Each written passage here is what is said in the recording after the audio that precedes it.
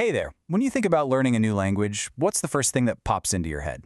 Is it endless grammar drills, memorizing long lists of vocabulary? Well, today we're going to look at a whole different side of it, the social side.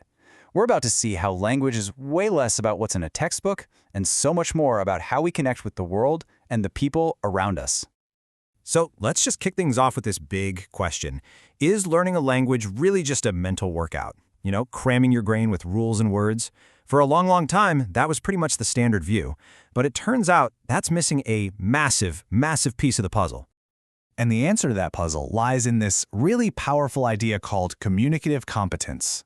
See, it's not just about being grammatically perfect. It's about knowing all those unwritten social rules. Think of it like this. It's the difference between knowing a sentence is technically correct and knowing if you should actually say it right here, right now to this person. Let's break that down a bit more. On one side, you've got your linguistic competence. That's what we could call the book smarts. That's knowing your verb tenses, your sentence structure, all that good stuff. But then on the other side, you have communicative competence, and that's the street smarts.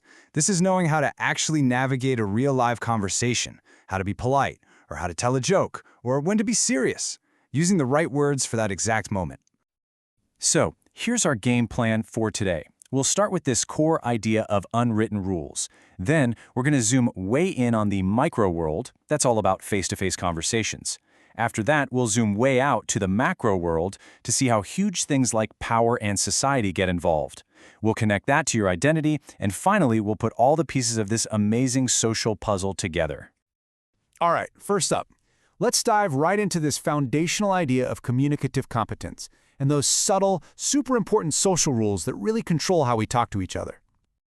Okay, now let's zoom in. We're heading into the micro world, because this is where the real magic happens, in those small, everyday conversations that are basically the engines of learning a new language. Have you ever noticed how people kind of shift how they speak when they're talking to a language learner? It's a real thing, and it's called foreigner talk. And most of the time, we don't even know we're doing it. Native speakers just instinctively slow down, they use simpler words, they might even tweak their grammar a bit.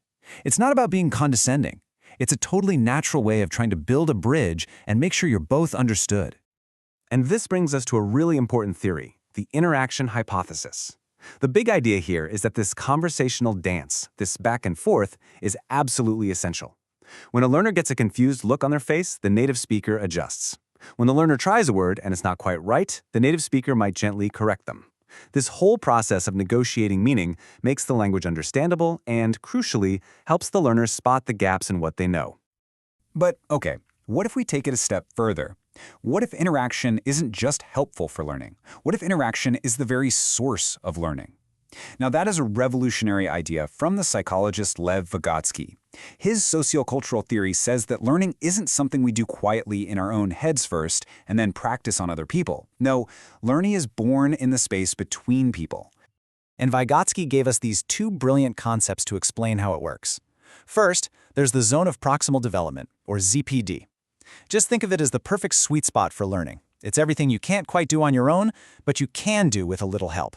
And that help? That's called scaffolding. Just like a real scaffold holds up a building while it's being built, a teacher or even a classmate can give a learner that temporary support they need to achieve something new. All right, let's see this in the wild. We've got a group of students here, and they're trying to figure out how to say "you remembered" in French. Speaker 1 takes the first stab at it. "Tu as souvenu." It's a solid try, but there's a little grammar mistake in there. Now watch the scaffolding start.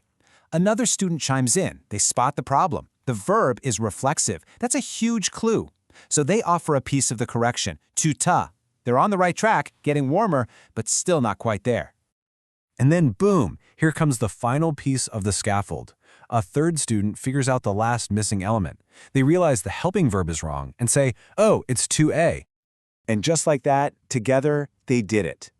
They built the correct sentence, tu des souvenu. What's so cool about this is that no single one of them could get it right on their own. But as a team, they were able to solve it. And that's the key takeaway here, right? Learning didn't just happen inside one person's brain. It happened between them, in the conversation itself. So, we've seen how learning can spark to life in a single conversation. But let's be real, no conversation happens in a bubble. So now, we're going to pull the camera way, way back and zoom out to the macro world.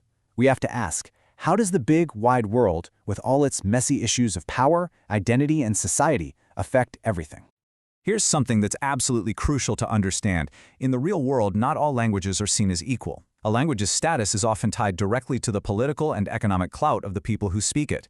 It can become a powerful symbol of national identity, like Hebrew in Israel. A country's economic power can make its language a global force, and the dominance of a language like English in science and technology can create real privilege, giving native speakers a huge head start. And these power dynamics create two totally different experiences of being bilingual. On one hand, you have additive bilingualism. This is when someone from a dominant group, say an English speaker in the US, learns Spanish. It's seen as a cool bonus, an enrichment. But then there's subtractive bilingualism. This is when a member of a minority group has to learn the dominant language just to get by, and in that process there's a real risk they could lose their first language and with it a piece of their cultural identity. The social context changes everything. So, how do these giant macro forces actually trickle down and impact those tiny micro-level conversations we were talking about earlier? This is where it all comes together. We're about to connect the dots and see how your identity is a huge part of learning a language. Now check out this fascinating study. Researchers looked at who was more likely to drop the G at the end of words, saying walkin' instead of walking. Among native English speakers, they found that men did it way more often than women. But here's the kicker. They found the exact same pattern among non-native speakers. Immigrant men were picking up this non-standard pronunciation way more than immigrant women were. And this gets right to the core of everything we've been talking about. These learners weren't just sitting there memorizing pronunciation rules from a book. No way. They were unconsciously, instinctively picking up on the social signals of their new community. The men were subconsciously aligning their speech with the way other men around them talked. It's proof that we don't just learn a language, we learn how to perform our identity through that language. Okay, so we've explored the micro world of conversation and the macro world of society. We've seen how they both play a massive role in learning a language. Now it's time to put all the pieces of this social puzzle together and see the complete picture.